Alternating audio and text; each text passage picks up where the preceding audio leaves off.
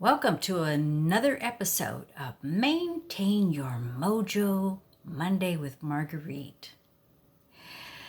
As always, I like to start out with a calming cycle of breath. We'll inhale 5, hold 5, exhale 5, pause in stillness for 5 so that you can calm down and have your brain open and receptive to any ideas that might be of value to you.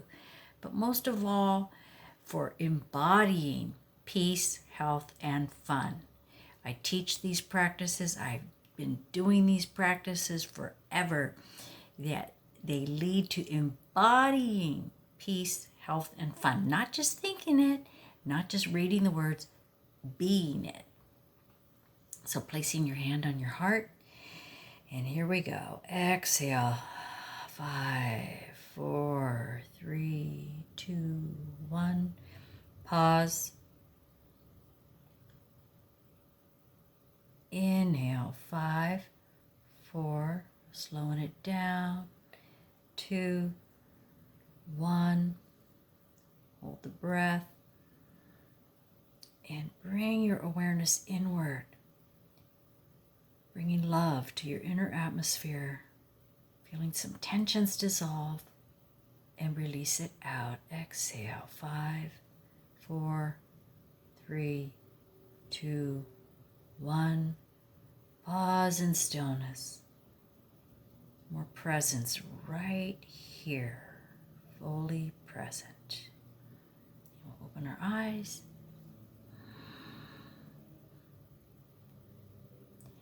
Now, I want to talk to you about these different stages of life. We all go through them and they never end. We're meant to continue growing or we'll stagnate.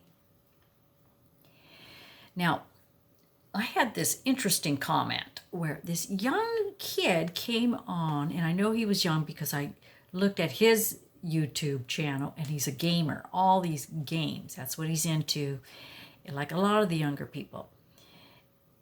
And he gave me the cutest compliment in the comment box. He said, "You remind me of my grandma. She's kind and humble." Like, wow. Okay, I just said, face it. This, I've come to a new stage in life where people can view me as a grandma. And that I'm fine with that. But oh my gosh, for this young person to feel humbleness and kindness from me, to me, that was like the hugest compliment. And not that I'm trying to be that. Am I? Well, I feel good being kind. I'll put it that way. When I'm kind and when people are kind to me, I like the way that feels. So I'm really big on that. And I don't really have any reason to be arrogant or feel like I'm better than anybody else. I'm not interested in that. So here I am at this stage in life, and that person's at their stage in life. And I teach at the university. I've been teaching this course. I've been teaching there over 23 years. And at that stage in life, young adults, they're just trying to figure out who they are, what makes them tick, what interests them. So in a sense, they're inventing themselves. Whereas a person like me, or those of us who have been around and around and around that block for a number of decades, we get an opportunity to reinvent ourselves.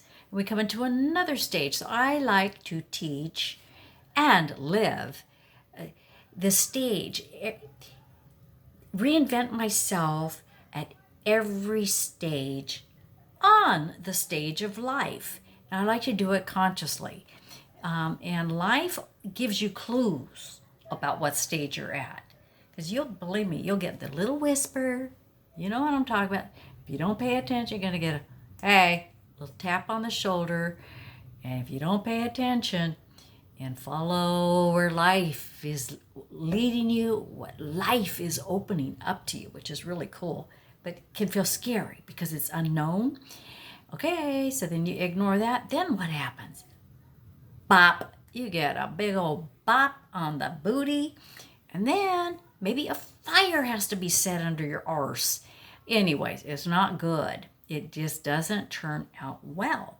So I like to kind of preempt, like, okay, where am I at? How's this feeling, this direction? And I ask these questions, and you'll start to get signs, and certain things start to go sour or down, go south or off in a ditch. All these metaphors. So pay attention. I'm thinking about these motorcyclists. There's kind of this it's a spoken code that motorcyclists, they get a sense like when their gig is up, like it's not safe for them to ride motorcycles anymore. They start having accidents. And I've had that happen where a situation is just, I need to go in a new direction. And I'll give you stories about that another time. Boy, oh boy, you do gather stories over the years too. So I just got such a kick out of this young person. And it made me feel good that if I could be an example in this crazy arse world of a person who's kind and humble, I have to add this in. There's the other side of me that allows for me to be kind and I guess humble too, is that I'm fierce.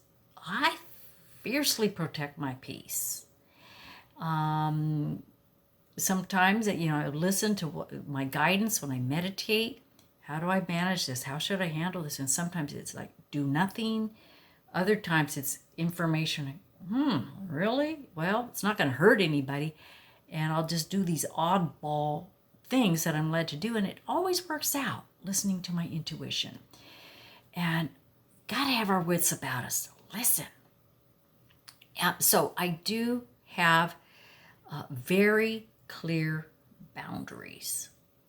Because when you do these practices, where you're meditating and you're living from this more continuity of peace and balance, and you're feeling it, embodying it, peace, health, and fun, if there's something that comes along that sends a ripple through that, immediately something's off. Pay attention. So pay attention. Where is life leading you? What's drawing your interest? And sometimes your soul, I'm going to say maybe almost all the time, your soul will be guiding you someplace where your head might talk you out of it. I mean, I've had like the weirdest things. Like for the longest time, my soul was saying, go to Sedona. And that switched after a while. And then I started getting, go to Burbank. I'm like, what? So I just pay attention and I go.